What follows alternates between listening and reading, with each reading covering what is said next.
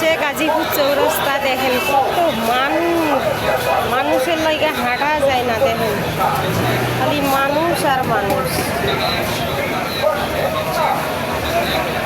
ভাই গাজীপুরে না আসলে বুঝতে পারবেন না।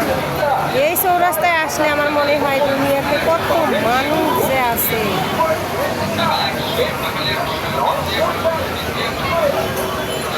এটা হচ্ছে গাজীপুরের বৃহত্তম মার্কেট, শাপলা ম্যানশন।